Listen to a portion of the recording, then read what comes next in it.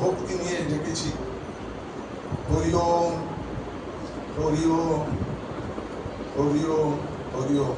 অনুভব করেছি দাদা পরলোকে, আমি মাঝে মৃত্যু, কিন্তু হরি ওম বাবামণি বলে দিলেন পরে কালেও ভগবান আছেন, এই কালেও ভগবান আছেন। মৃত্যু যদিও আমাদের মধ্যে একটা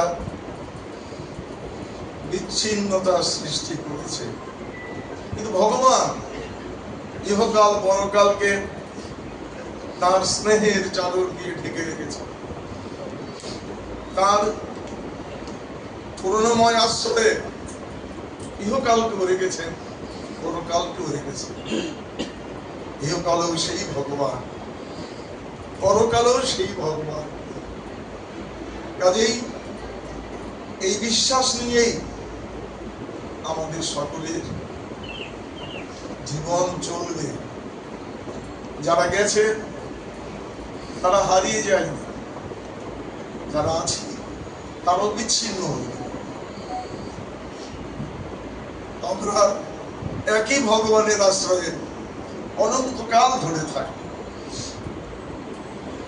ভ্রাতা মাতা ভগ্নীগণ, আপনারা যারা আজকে এসেছেন এই শ্রাদ্ধানুষ্ঠানে, অখণ্ড বিধিমতে আজকের এই শ্রাদ্ধ, এই বিষয়েও আমাদের একটু আজকের শ্রাদ্ধটি তো শেষ শ্রাদ্ধ নয়। আমরা প্রত্যেকেই যাব, প্রায় প্রত্যেকের স্মরণেই শ্রাদ্ধ হবে। শ্রদ্ধা শব্দ থেকে শ্রাদ্ধটি এসেছে। আমরা ইচ্ছে করলে প্রয়াত ভ্রাতার বিভিন্ন গুণগান করে আমাদের দায়িত্ব শেষ করতে পারতাম, কিন্তু না, আমরা তা করি। বাবামণি বলেছেন, মৃতের আত্মার কথা স্মরণ করিতে করিতে বারংবার পরমাত্মাকে হৃদয় মধ্যে জাগরুক করে দেয় যে সাত্বিক অনুষ্ঠান, তার নাম শ্রাদ্ধ। এই যে লৌকিক ভাবে অনেক শ্রাদ্ধ হয়, দুর্বুদ্ধ যজ্ঞাদির মাধ্যমে তা সম্পন্ন হয়। যিনি চলে গেলেন তার প্রতি শ্রদ্ধাও নাই, আর ভগবানের কথা হবে না।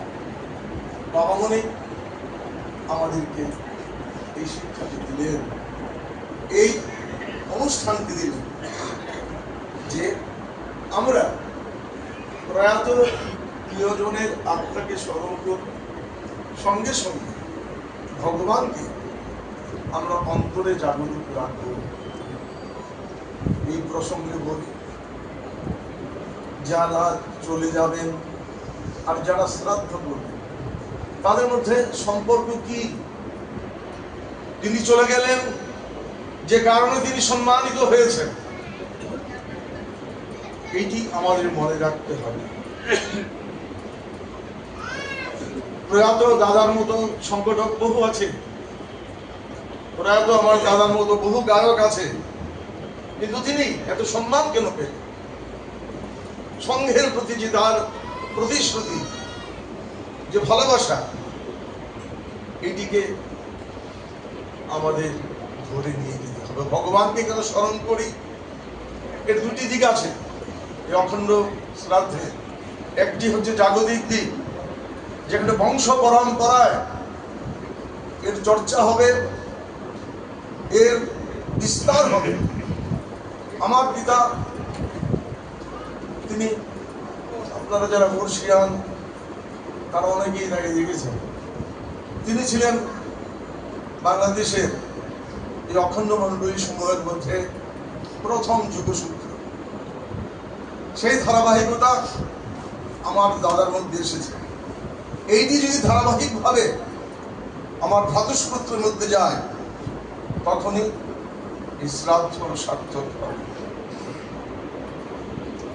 আমরা পারিবারিকভাবে নিজেদের পুত্র কন্যাগণকে বিভিন্ন দিক দিয়ে সফল করতে পারি, বিভিন্ন দিক দিয়ে তাদেরকে বিদ্যান অর্থশালী করতে পারি, কিন্তু এই যে মূল গুণ তা যদি ধরে রাখা না হয় সব বিফল হয়ে যাবে।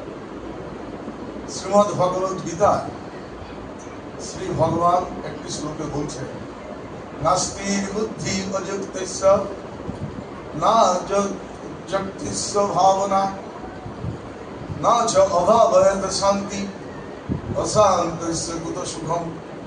আমাদের ঘরে ঘরে শিক্ষিতের অভাব নাই, ঘরে ঘরে প্রতিষ্ঠিত ব্যক্তির অভাব নাই, অর্থশালী ব্যক্তির অভাব নাই, কিন্তু সুখ নাই, শান্তি নাই। কেন? তা হচ্ছে পিতার যে গুণ, পিতার যে সাধনা, তা যদি পুত্র ধরে রাখতে না পারে, পুত্র যদি তাকে বাড়িয়ে নিয়ে যেতে না পারে, তবে সে শিক্ষিত হতে পারে, সে বিত্তশালী হতে পারে, সে প্রতিষ্ঠিত হতে পারে, কিন্তু সুখ এবং শান্তি থাকবে। শ্রাদ্ধের এই তাৎপর্যটি আমাদের বুঝতে হবে। এর একটি দিক ইহলোকে বংশানুক্রমিক কর্মের বিস্তৃতি এবং পরলোকে জন্মান্তরের শান্তি।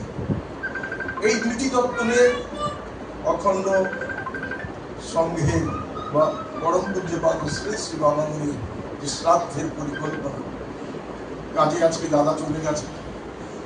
দাদার উত্তরসূরি আমার অত্যন্ত স্নেহভাজন শ্রীমান অনেক, সে তার দায়িত্ব বুঝবে। একই সঙ্গে আপনারা যারা আছেন, আপনাদেরও একদিন শ্রাদ্ধ হবে। আপনাদের সন্তান সন্ততিগণ যাতে এই যে যুক্ততা, আদর্শের সঙ্গে যুক্ততা, ভগবানের সঙ্গে যুক্ততা, এই বিষয়ে প্রত্যেকে নিজ পরিবারকে অবহিত করবে, তখনই আমাদের আজকের আয়োজন সার্থক হবে। রাধামাতা ভগ্নীগণ, আপনাদের সকলের প্রতি আবারও কৃতজ্ঞতা জানাই, এবং আজকে এই অনুষ্ঠান উপলক্ষে যে সাকান্নের আয়োজন হয়েছে, অনুগ্রহ করে সেই আয়োজনে অংশগ্রহণ করে আপনারা আমাদের বাধিত করবেন। পরম পূজ্যপাদ শ্রী শ্রী বাবামণি সকলের কল্যাণ করুন। দাদা চলে গেছেন, তার যে পারলৌকিক জীবন, সেই জীবন সাধুজনক হোক। তিনি আরো গভীরভাবে, নিবিড়ভাবে ভগবানের আরাধনা করতে সমর্থ হন এবং শ্রী গুরুচরণে তিনি শান্তি লাভ করুন এই প্রার্থনা করি। আমার পরম স্নেহের জাতস্পুত্র, আমার শ্রদ্ধেয়া বৌদি, আমার কন্যাসমা দাদা পুত্রবধূ, সকলে তাদের সকলের শোক অবরোধিত হোক, সকলের উপর শান্তি বর্ষিত হোক। হরি ওম।